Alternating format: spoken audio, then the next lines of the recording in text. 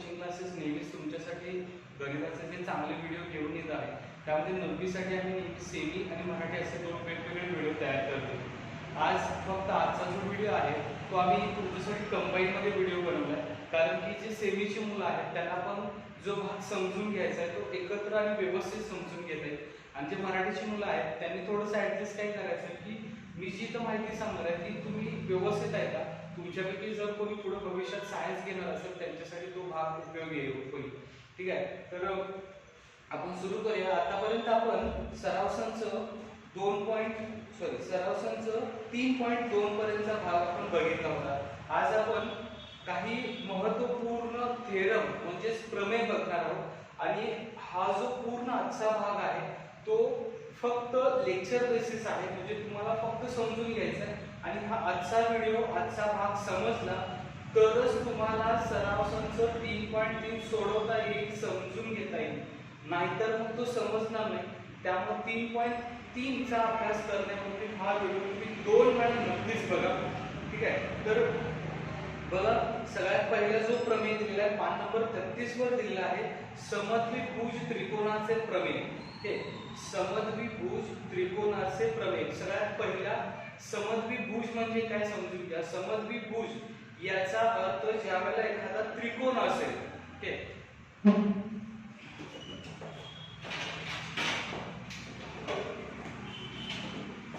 समजा एखाद्या वेळेस एखादा त्रिकोण असेल, आता समद्विभुज याचा अर्थ ज्या त्रिकोणाच्या दोन बाजू समान मापाच्या आहेत त्याला समद्विभुज असं म्हटलं जाते। म्हणजे हा त्रिकोण आहे, या त्रिकोणाच्या या जर दोन बाजू समान मापाच्या असेल आणि ही मात्र वेगळ्या मापाच्या असेल, तर दोन बाजू समान मापाच्या असतील तर त्याला समद्विभुज त्रिकोण असं म्हटलं जाते। म्हणजेच त्याला इंग्रजीमध्ये आयसोस्केल ट्रायंगल असं म्हटलं जातं। आयसोस्केल ट्रायंगल म्हणजे समद्विभुज त्रिकोणाचा प्रमेय आपण बघणार आहोत। प्रमेय पूर्ण नाही बघणार, आपल्याला जो महत्त्वाचा भाग आहे तोच बघणार आहे। बघा मी प्रमेयाची ओळ वाचून दाखवते, ज्यांचं सेमी त्यांनी पण ऐका। जर त्रिकोणाच्या ठीक आहे, मी आकृती पुस्तकामध्ये तुमच्या काढलेली आहे। जर त्रिकोणाच्या दोन बाजू एकरूप असतील, बघा हा एबीसी हा त्रिकोण आहे आणि त्याच्यामध्ये बाजू AB आणि बाजू AC या एकरूपतेच्या चिन्हाने दर्शवलेले आहे। ओके, जर दोन बाजू एकरूप असतील तर त्या बाजू समोरील कोन सुद्धा एकरूप असतात। म्हणजे थोडक्यात बघा ही बाजू एकरूप आहे, ह्या बाजू समोरचा हा कोन आहे आणि या बाजू समोरचा हा जो कोन आहे हे दोन कोन सुद्धा एकरूप असतात, कारण ह्या दोन बाजू एकरूप असतील तर हे दोन कोन सुद्धा एकरूप असतात। ठीक आहे, जर त्रिकोणाचे दोन बाजू एकरूप असतील तर त्या बाजू समोरचे कोन सुद्धा एकरूप असतात। याचा अर्थ इतर कोन B एकरूप कोन C, ही गोष्ट लक्षात ठेवा।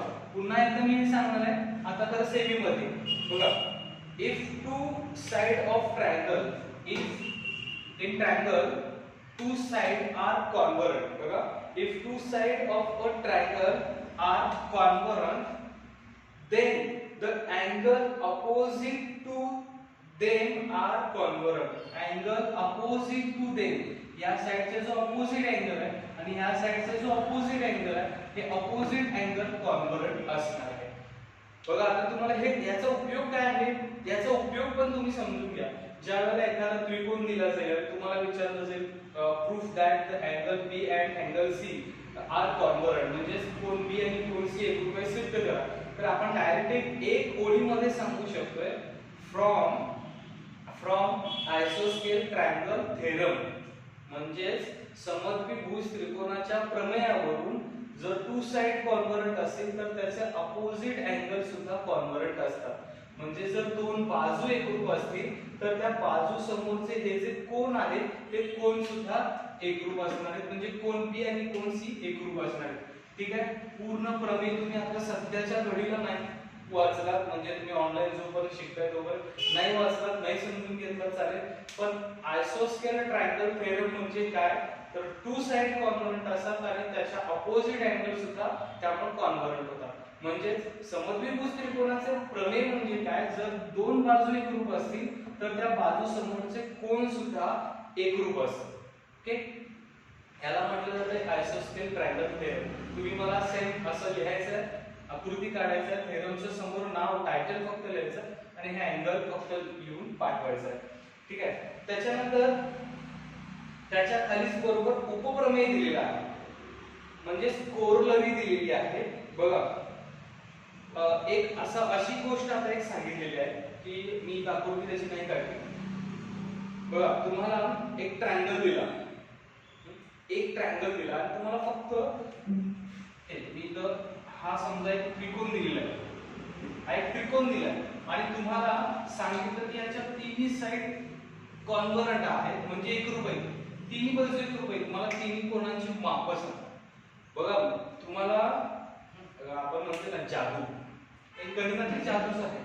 तुम्हाला बाजूंची माप दिलेली आहे, बाजू एकरूप आहे ते सांगितलेलं, म्हणजे ही बाजू ही बाजू ही बाजू तिन्ही बाजू एकरूप आहेत. त्रिकोणाला तीनच बाजू असतात, या तिन्ही बाजू एकरूप आहे ते सांगितले. आणि जर तिन्ही बाजू एकरूप असतील तर त्याच्या प्रत्येक कोणाचं माप हे 60 अंश असतं. म्हणजे या कोणाचं माप 60 अंश असेल, या कोणाचं माप 60 अंश असेल, या कोणाचं माप 60 अंश असेल. का आता आपण इथे शिकलो या कोणाच्या या बाजूच्या समोरचा कोण एकरूप असणार आहे, हे दोन कोण एकरूप असणार आहेत का, या बाजू एकरूप आहेत. मग तीन जर तीन बाजू एकरूप असतील तर तीन कोण एकरूप असतात. मग तीन कोण एकरूप म्हणजे त्यांची माप समान.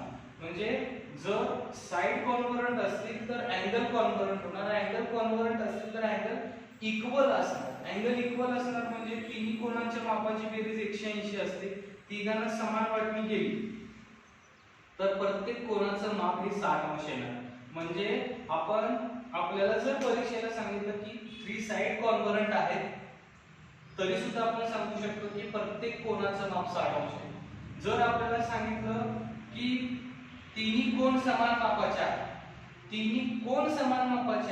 तरी सुद्धा आपण सांगू शकतो की ते प्रत्येक कोण 60 मापाचा आहे. आणि जर आपल्याला सांगितलं तिन्ही कोण समान मापाचे आहेत तर त्या तिन्ही बाजू सुद्धा एकरूप आहेत, त्या तिन्ही बाजू सुद्धा एकरूप राहणार आहेत. ही गोष्ट लक्षात ठेवा. याला कोरोलरी म्हणून तुम्हाला दिलेला आहे, म्हणजे उपप्रमेय. मी रीड करून सांगतो तुम्हाला. त्रिकोणाच्या जर तिन्ही बाजू एकरूप असतील, एखादा जर त्रिकोण आहे आणि जर त्या त्रिकोणाच्या तिन्ही बाजू जर एकरूप असतील तर त्या प्रत्येक कोणासमोरील तर त्याचे तिन्ही कोण एकरूप असतात. त्रिकोणाच्या तिन्ही बाजू, एक बाजू, दोन बाजू आणि तीन बाजू एकरूप असतील तर त्याचे तिन्ही कोण ए, कोण बी, कोण सी एकरूप असतील. प्रत्येक कोणाचे माप 60 अंश असते. म्हणजे तुम्हाला जर सांगितलं की बाजू एकरूप आहे तिन्ही 60 अंश, तिन्ही कोण एकरूप आहे 60 अंश, तिन्ही बाजू एकरूप आहे 60 अंश, तिन्ही कोण एकरूप आहे 60 अंश. ठीक आहे, दोन वेळा सांगितलं. पुन्हा इंग्लिश मध्येच बघा. If 3 sides are congruent, each angle is 60 degree.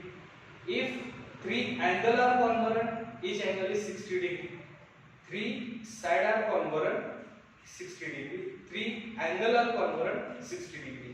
ठीक आहे, तर ही गोष्ट लक्षात ठेवा. आता ह्याच्यानंतरचा जो भाग आहे, म्हणजे ह्याच्यानंतरचा जो प्रमेय आहे तो इथं मी तुम्हाला डायग्राम काढलेली आहे त्याची. बघा, समद्विभुज त्रिकोणाच्या प्रमेयाचा व्यत्यास, नेहमी जो व्यत्यास असतो तो प्रमेयाच्या उलटा भाग असतो, म्हणजे कॉन्व्हर्स ऑफ आयसोस्केल ट्रायंगल. आता बघा इथं काय होतं की साइड कॉन्व्हर्जंट होत्या, म्हणजे बाजू एकरूप होत्या. आता कोण एकरूप असतील तर त्याच्या ज्या अपोजिट साइड असणार आहे त्या अपोजिट साइड सुद्धा काय असणार आहे, कॉन्व्हर्जंट असणार आहे. म्हणजे R समोरची जी साइड आहे, बाजू आहे, अँगल R च्या अपोजिट जी साइड आहे, म्हणजे कोन R च्या विरुद्ध जी बाजू आहे PQ, बाजू PQ आणि बाजू PR या बाजू सुद्धा एकरूप होणार आहे. ओके, तर त्या संदर्भातलं वाक्य काय आहे बघा. याला काय म्हणायचं आहे, तर याला म्हणायचं आहे थेरम ऑफ आयसोस्केल ट्रायंगल, म्हणजे समद्विभुज त्रिकोणाचे प्रमेय. याला म्हणायचं कॉन्व्हर्स ऑफ आयसोस्केल ट्रायंगल, म्हणजे समद्विभुज त्रिकोणाच्या प्रमेयाचा व्यत्यास. आता एक लक्षात ठेवा, याचा उपयोग काय मी सांगितलं तसं याचा पण उपयोग काय आहे. जर आपल्याला सांगितलं की अँगल कॉन्व्हर्जंट आहे, साइड कॉन्व्हर्जंट प्रूफ करा, म्हणजे साइड एकरूप आहे, बाजू एकरूप आहे ते सिद्ध करा. तर बाजू एकरूप आहे ते कसं सिद्ध करणार आहे, आपल्याला या कॉन्व्हर्सचा रेफरन्स द्यावा लागणार आहे. बघा कॉन्व्हर्स आपल्याला काय दिलेला आहे, जर त्रिकोणाचे दोन कोन एकरूप असतील तर त्या कोनासमोरील बाजू सुद्धा एकरूप असतात. हे दोन कोन एकरूप असतील तर बाजू एकरूप असतात. बघा बाजू म्हणजे काय? साइड. ओके, म्हणजेच बाजू. फक्त कोणत्या साइड आहे? मी आता फक्त साइडची नाव लिहितोय. PQ एकरूप म्हणजेच कॉन्व्हरंट PR. ठीक आहे. बघा हे लक्षात येणं गरजेचं आहे. तुम्हाला बघा इथे अँगल करू शकता, इथे साइड करू शकता. इंग्लिश मध्ये बघा काय दिलं आहे?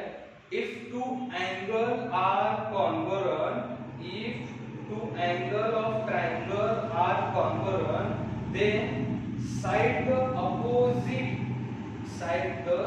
opposite to them are congruent. याचे अपोजिट साइड असणार आहे, त्या अपोजिट साइड कॉन्व्हरंट असणार आहे. ठीक आहे. हे पेज नंबर 33 म्हणजे पान नंबर 33 वर तुम्हाला हा सेक्शन दिला होता. आता त्याच्या पुढचा जो सेक्शन आहे म्हणजे त्याचा जो पुढचा जो भाग आहे बघ, पान नंबर 34 वर तुम्हाला काय सांगितलेलं आहे? पुन्हा तिथं कोरोलरी दिलेला आहे, उपप्रमेय दिलेला आहे. बघा इथं आपण ह्याची कोरोलरी काय बघितली आपण? जर टू साइड कॉन्व्हरंट असतील तर टू अँगल कॉन्व्हरंट असतात. आणि याची कोरोलरी काय होईल? थ्री साइड कॉन्व्हरंट असतील म्हणजेच उपप्रमेय काय होईल? तीन बाजू एकरूप असतील तर तिन्ही कोन समान मापाचे असतात. आता जर तिन्ही कोन समान मापाचे असतील तर तिन्ही बाजू समान मापाच्या होणार. तिन्ही बाजू समान मापाच्या होणार. मग हा कुठला कोन होणार? हा समभुज त्रिकोण होणार. म्हणजेच काय होणार आहे? इक्विलॅटरल ट्रायंगल होणार आहे. म्हणजे इथं जर तीन कोन एकरूप झाले तर हा इक्विलॅटरल ट्रायंगल होईल, म्हणजे समभुज त्रिकोण होईल. मग ते इंग्लिश मध्ये आणि मराठी मध्ये काय दिलेलं आहे? तर त्रिकोणाचे तीनही कोन एकरूप असतील तर त्याच्या तीनही बाजू एकरूप असतात. If three angle of triangle are convergent then its three side also are convergent. Okay, तर हे लक्षात ठेवा. तुम्हाला आता मी जे एक्सप्लेन करून सांगितलेलं आहे. त्याच्यानंतर तुमच्या समोर बुक ओपन असू दे, पुस्तक उघडं असू दे, पान नंबर 34 वर तुम्हाला 30, 60, 90 त्याची जी प्रॉपर्टी दिलेली आहे म्हणजे गुणधर्म दिलेला आहे, त्याच्यासाठी तुम्हाला ऍक्टिव्हिटी दिलेली आहे. आपण ती ऍक्टिव्हिटी नाही बघणार आहोत. त्याच्यानंतर पान नंबर 35 वर तुम्हाला त्याच्या संदर्भातला प्रमेय दिलेला आहे. तो प्रमेय सुद्धा तुमच्या ह्या वर्षीच्या अभ्यासक्रमात नाहीये. पान नंबर 34, 35 तुम्हाला ते प्रमेय म्हणून नाहीये.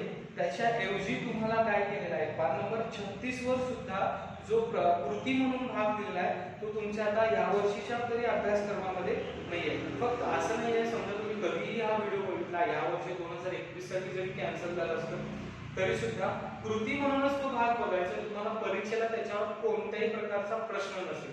पण त्याच्यामध्ये जे स्टेटमेंट दिलेले आहेत ते स्टेटमेंट म्हणजेच महत्त्वाची वाक्य आपण बघणार आहे.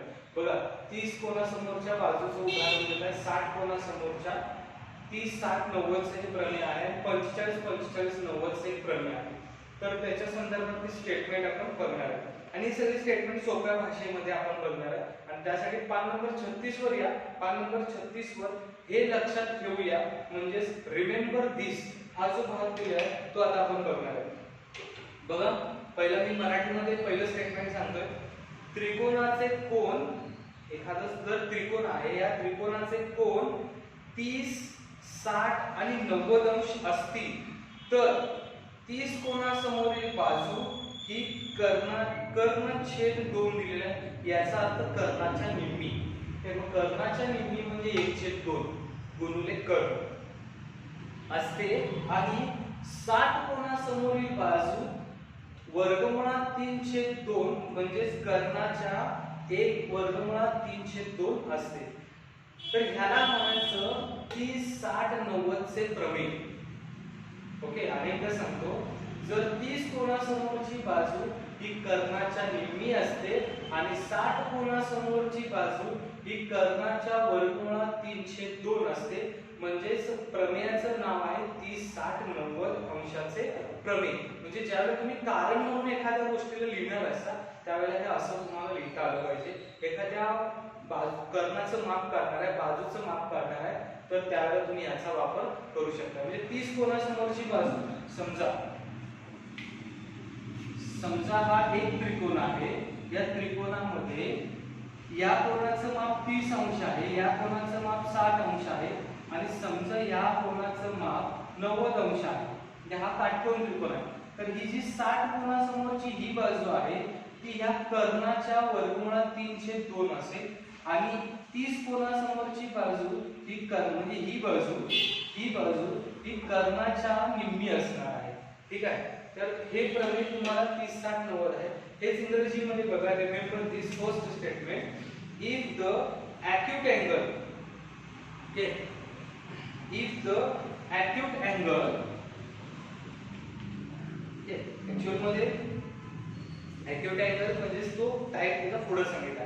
if the acute angle of a right angle, जर एक acute angle आहे जो right angle आहे are 30, 60, then the length of opposite of 30 degree in angle is half of the hypotenuse. हे जी 30 डिग्रीच्या अपोजिट हा जो राइट अँगल आहे त्या राइट अँगल मध्ये इथं जो 30 डिग्रीचं मेजरमेंट आहे तर त्याच्या अपोजिट साइडचं मेजरमेंट हे हायपोटेनसच्या हाफ असणार आहे. And the length of opposite of 60 degree, हा जो 60 डिग्री आहे याच्या अपोजिट अँड साइडची लेंथ, याच्या अपोजिट साइडची लेंथ ही काय असणार आहे? It is a √3/2 hypotenuse.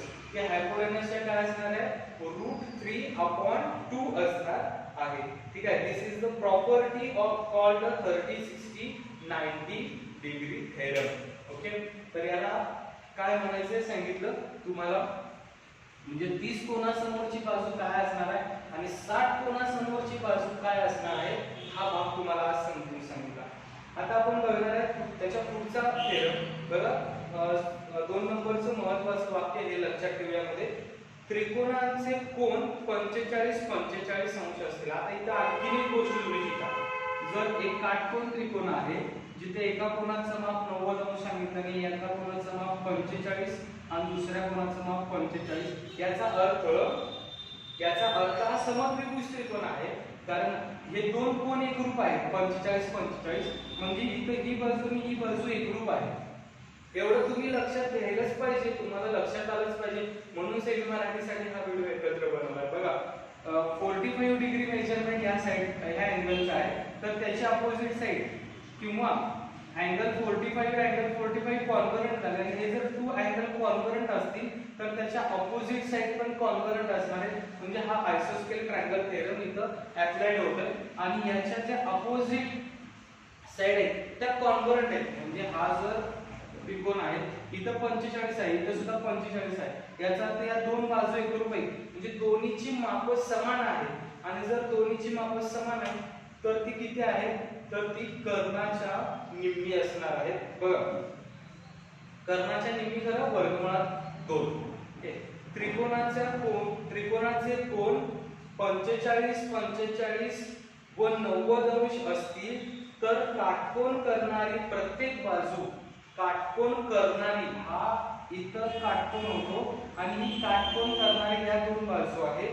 काटकोन करणारी प्रत्येक बाजू ही कर्णाच्या म्हणजेच कर्णाच्या वर्गमुळात 2 असते.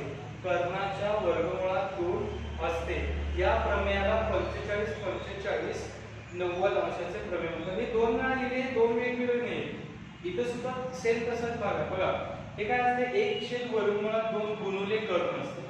मग गुणुले कर्ण कर्ण असं जरी म्हटलं तरी कर्ण छेद वर्गमुळात 2. इथं सुद्धा तसंच आहे. कर्ण गुणुले 1 केलं की काय होणार आहे? ते 1/2 असणार आहे. इथं गुणुले चिन्ह असणार आहे. इथं सुद्धा गुणुले चिन्ह असणार आहे. कर्ण गुणुले 1 केलं की कर्ण छेद 1 वर्गमुळात 2 असं होतं. ठीक आहे. तर इंग्रजीमध्ये बघा थोडक्यात तुम्ही असं लक्षात ठेवू शकताय की 45 कोनासमोरची बाजू ही कर्णाच्या वर्गमुळात 2 असते. आता इंग्रजीमध्ये बघा इफ acute angle, हा जो acute angle आहे it is a right angle triangle are 45, 45, 90, then the length of each side containing the right angle. contain म्हणजे तिथं तुम्हाला इथं तो त्याचा पार्ट असणार आहे जो राइट अँगल क्रिएट करायला असणार आहे त्याचा पार्ट असणार आहे. It is right angle hypotenuse upon in square root 2 म्हणजे हायपोटेनसच्या ती स्क्वेअर रूट 2 असणार आहे. हायपोटेनसचा 1 अपॉन स्क्वेअर रूट 2 असणार आहे म्हणजे हायपोटेनस अपॉन स्क्वेअर रूट 2 असणार आहे. This property is called the 45-45-90 degree theorem. Okay, तर हे लक्षात ठेवा. हा सुद्धा जो पार्ट आता मी तुम्हाला सांगितला हा दोन थेरम सांगितले बघा. इथं काय पहिला थेरम कोणता होता? आयसोस्केल ट्रायंगल थेरम. हा कॉन्व्हर्स ऑफ आयसोस्केल ट्रायंगल थेरम. इथं तुम्हाला सांगितलंय तो 30-60-90 डिग्री थेरम. इथं 45-45-90 डिग्री थेरम. म्हणजे मराठीमध्ये समद्विभुज त्रिकोणाचे प्रमेय. समद्विभुज त्रिकोणाच्या प्रमेयाचा व्यत्यास 30-60-90 अंशाचे प्रमेय, 45-45-90 अंशाचे प्रमेय. आता याच्यानंतर आपल्याकडे एकूण आता 3 इथं डायग्राम आहेत म्हणजे 3 महत्त्वपूर्ण तुम्हाला गुणधर्म आहेत बघा. त्रिकोणाची मध्यका. पहिला मी तुम्हाला त्रिकोणाची मध्यका म्हणजे काय ते समजून सांगतो. एखादा हा त्रिकोण आहे म्हणजे समजा ABC हा एक त्रिकोण आहे. इंग्रजीमध्ये मध्यकाला मीडियन असं म्हटलं जातं. आपण मीडियन म्हणजे काय, मध्यका म्हणजे काय समजून घेऊ. बघा त्रिकोण ABC आहे. या त्रिकोण ABC चा ही जी बाजू BC आहे याचा मध्यबिंदू घेतला. मध्यबिंदू म्हणजे इथं जो D बिंदू आहे तो ह्या रेषाखंडाचं समान भागामध्ये विभागणी करतोय. म्हणजे इकडचा भाग आणि इकडचा भाग समान आहे म्हणजे D हा मिड पॉइंट आहे. BC चा मिड पॉइंट आहे. हा मिड पॉइंट आणि ह्या ट्रायंगलचा व्हर्टेक्स, ट्रायंगलचा मिड पॉइंट आणि ट्रायंगलचा व्हर्टेक्स जर जॉईन केले असेल आणि ती जी मध्यभागी रेषा असेल त्याला मीडियन म्हटलं जातं. एक त्रिकोण आहे. या त्रिकोणाचा एका बाजूचा मध्यबिंदू, एखाद्या बाजूचा मध्यबिंदू हा जो D आहे मध्यबिंदू आणि या त्रिकोणाचा शिरोबिंदू यांना जोडणारी रेषा म्हणजे मध्यका. हे पहिला समजणं गरजेचं आहे. मग पुढचं वाक्य पुस्तकात. त्रिकोणाचा शिरोबिंदू आणि त्याच्या समोरील बाजूचा मध्यबिंदू. त्रिकोणाचा शिरोबिंदू आणि त्याच्या समोरील बाजूचा मध्यबिंदू यांना जोडणारा हा जो रेषाखंड आहे या रेषाखंड म्हणजे त्रिकोणाची मध्यका. इंग्रजीमध्ये बघा the segment joining a vertex, the segment joining the vertex of triangle, sorry दिलेलं नाहीये. The segment joining a vertex and the mid point of the side opposite and midpoint of the side opposite to it's called the median of triangle. परीक्षेला feeling the ब्लँकला 100% विचारण्यासारखी गोष्ट आहे. आता आपण बऱ्याच वेळा शाळेच्या परीक्षेलाही विचारलंय. काय सांगितले की vertex of triangle and opposite side mid point the joining segment it is called a median. Okay, तर हे लक्षात ठेवा. याला AD इथं मीडियन आहे आणि हे इक्वल पार्ट्स आहेत. तर याचा यूज काय करायचा आहे. जर एका ट्रायंगलचे असा जो ट्रायंगल आहे त्या ट्रायंगलचे असे सगळे मीडियन काढले म्हणजे हा व्हर्टेक्स आहे आणि ही मिड पॉइंट जॉईन केला. सेम असं प्रत्येक हा व्हर्टेक्स मानला, इथं मिड पॉइंट घेतला, तो मिड पॉइंट जॉईन केला. हा व्हर्टेक्स घेतला, इथं मिड पॉइंट घेतला आणि हा जॉईन केला. तीच डायग्राम इथं काढलेली आहे. ज्या वेळेला आपण एखाद्या ट्रायंगलचे प्रत्येक मिड पॉइंट घेतोय, प्रत्येक मध्यबिंदू घेतोय आणि तो मध्यबिंदू आणि शिरोबिंदू जोडतोय, त्या त्रिकोणाचे तिन्ही शिरोबिंदू आणि तिन्ही मध्यबिंदू जोडतोय आणि त्यावेळेला जो अंतर्भागामध्ये जिथं छेदनबिंदू तयार होतोय म्हणजे एखाद्या ट्रायंगलचे vertex and mid point join करतोय त्यावेळेला जो कॉन्करन्स पॉइंट असतोय म्हणजे जो छेदनबिंदू असतोय त्याला आपण संपात बिंदू असं म्हटलं जाते. बघा तुमच्या पुस्तकामध्ये ऍक्टिव्हिटी मध्ये तो भाग दिलेला आहे. पान नंबर 37 वर तुम्हाला तो भाग सांगितलेला आहे. त्याच्यामध्ये तुम्हाला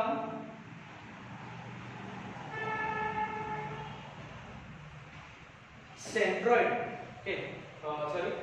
याला इंग्रजीमध्ये सेंट्रॉइड म्हटलेलं आहे आणि मराठीमध्ये संपात बिंदू असं म्हटलेलं आहे. इंग्रजीमध्ये आपण त्याला सेंट्रॉइड असं म्हणणार आहे आणि मराठीमध्ये संपात बिंदू असं म्हणणार आहे. म्हणजे आता इथं काय सांगितलं मी लक्षात आलं तुमच्या इथं एकच मीडियन होती, असं इथे ह्या सगळ्या मीडियन आहेत आणि ज्यावेळेला ते मीडियन प्रत्येक वर्टेक्स म्हणजे शिरोबिंदू आणि मिड पॉइंट म्हणजे मध्यबिंदू जोडून आपण जो मीडियन काढतोय त्या मीडियन सगळे मीडियन एका बिंदूमध्ये छेदले तर त्या छेदन बिंदूला मराठीमध्ये संपात बिंदू आणि इंग्रजीमध्ये त्याला सेंट्रॉइड असं म्हटलं जाते. आणि ते लक्षात ठेवा नेहमी जी अक्षरानं दर्शवलं जातं, नेहमी जी अक्षरानं दर्शवलं जातं. म्हणजे centroid is denoted by G, centroid is denoted by G. आता जो सेंट्रॉइड असणार आहे म्हणजे जो सेंट्रल पॉइंट आहे हा तो इच मीडियनचं प्रत्येक मीडियनचं 2:1 या भागात विभाजन करतो. Okay, centroid is divided median as a ratio 2:1. Centroid divided the median is a ratio 2:1. बघा काय आहे तर जे BE आहे म्हणजे जे पूर्ण हे जे BE आहे त्या BE चं BG 2 असणार आहे आणि GE 1 असणार आहे. सेम इथं FG 1 असणार आहे. शिरोबिंदूच्या बाजूला 2 भाग असतात, शिरोबिंदूच्या बाजूला 2 भाग असतात, हे पण लक्षात ठेवा. ज्या बाजूला शिरोबिंदू त्या बाजूला 2 भाग आणि ज्या बाजूला मध्यबिंदू आहे त्या बाजूला 1 भाग. म्हणजेच वर्टेक्सच्या बाजूला 2 पार्ट्स असणार आहे आणि 1 पार्ट हा मिड पॉइंटच्या साइडला असणार आहे. ठीक आहे, हे तुम्हाला कुठल्या पुस्तकात कुठल्या व्हिडिओमध्ये बघायला नाही मिळणार, त्यामुळे हे लक्षात ठेवा. हा जो भाग आहे 2 असणार आहे. आता इकडेच वर्टेक्स आहे तर इथं 2 भाग असणार आहे, इथं 2 भाग असणार आहे आणि हे भाग जे असणार ते 1 म्हणजे काय, ही जी पट्टी आहे त्याचा हा जो भाग आहे तो 2 आणि हा भाग 1 म्हणजे हा मोठा भाग हा छोटा भाग आहे. 2:2:1 ह्या रेशो मध्ये हा सेंट्रॉइड डिवाइड करतोय म्हणजे त्याची विभागणी करत असते. लक्षात ठेवा तो विभागणी काय करतोय आणि त्याला काय म्हणायचं आहे. त्यासाठीची महत्त्वाची ओळ पण बघा पान नंबर 37 ऍक्टिव्हिटी मध्ये मध्यगा संपात बिंदू प्रत्येक मध्यगेचे 2:1 या प्रमाणात विभाजन करतो. 2:1 या प्रमाणात विभाजन करतो. आणि कसं विभाजन करतोय तर ज्या बाजूला शिरोबिंदू आहे म्हणजे वर्टेक्स आहे त्या बाजूला 2, ज्या बाजूला मिड पॉइंट आहे त्या बाजूला 1. ठीक आहे, तर इंग्रजीमध्ये बघा the point of concurrence of median, the point of concurrence म्हणजे point centroid of median of triangle divided each median in the ratio 2:1. Okay, तर त्याच्यानंतर आता आपली ही जी शेवट डायग्राम आहे त्या शेवट डायग्रामचं आपण प्रॉपर्टी करणार आहे आणि त्याच्यानंतर आपण प्रॅक्टिस सेट बघणार आहे. प्रॅक्टिस सेट आपला जो आहे 3.3. ओके, तर बघा त्याच्यासाठी आता जो पेज नंबर 38 वर या, पान नंबर 38 वर या. तुम्हाला पुन्हा तिथे एक प्रमेय दिला आहे. प्रमेयाचं नाव जे आहे ते पलीकडे दिलेलं आहे पान नंबर 37 वर. काटकोन त्रिकोणाच्या कर्णाच्या मध्यरेचा गुणधर्म. काटकोन त्रिकोणाच्या कर्णा हा जो कर्ण आहे ही सगळ्या मध्यकाचीच गणित आहेत बघा. ही मध्यका आहे, ही पण सगळ्या मध्यका आहे म्हणजे मीडियन आणि ही मीडियन. आता इथे मीडियन आहे. जर हा काटकोन त्रिकोण आहे आणि हा काटकोन त्रिकोणाची मध्यका काढली तर त्या मध्यकेचा गुणधर्म म्हणजे property of median drawn on the hypotenuse of right angle. तर ती काय असणार आहे ते आपण बघूया. बघा काय सांगितलेलं आहे मराठीमध्ये पहिला सांगतो म्हणजे सेमीला पण समजून घ्यायला सोपं जाईल. काटकोन त्रिकोणात एक काटकोन त्रिकोण आहे. हा काटकोन त्रिकोण आहे. या काटकोन त्रिकोणात कर्णावर काढलेल्या मध्यरेषेची लांबी हा जो काटकोन त्रिकोण आहे या काटकोन त्रिकोणात AC हा कर्ण आहे. या कर्णावर काढलेल्या मध्यरेषेची लांबी म्हणजे ह्या BD लांबी ही कर्णाच्या निम्मी असते. या कर्णाच्या ही बाजू निम्मी असणार. बघा इथे दिले BD चं माप हे AC च्या निम्म असणार आहे. बघा आता इंग्रजीमध्ये पण बघा रिमेंबर दिस बघा सोपं जाईल. In the right angle triangle, हा जो राइट एंगल ट्रायंगल आहे, या right angle triangle the length of the median, the length of the median, length of the median, या मीडियनची लांबी, median on it's hypotenuse, on it's hypotenuse is half, या हायपोटेनसच्या ती काय असणार आहे, हाफ असणार आहे the length of hypotenuse. Okay, नाही समजलं पुन्हा एकदा थेरम मध्ये बघा, in the right angle triangle the length of median, length of median of the hypotenuse is half, हायपोटेनसच्या half the length of hypotenuse, जी हायपोटेनसची लेंथ असणार आहे त्या लेंथच्या या मीडियनची लेंथ हाफ असणार आहे. ते इथे दिले बीडी हे हाफ असणार आहे आणि याचं थेरम काय असणार आहे, तर median on the hypotenuse, property hypotenuse असणार आहे. तर हे लक्षात ठेवा आणि हे सगळे हे मीडियन बेस्ड क्वेश्चन आहे, म्हणजेच मध्यकेवर आधारित प्रश्न आहेत. इथं तुम्हाला कोनांवर आधारित प्रश्न आहेत, हे सगळ्या मध्यक आहेत, मीडियन आहेत, इथं सगळे कोन आहेत आणि इथं सगळे बाजू आणि कोनांच्या एकरूपतेवर प्रमेय. म्हणजे तुम्हाला 3 सेक्शन वेगवेगळे दाखवले.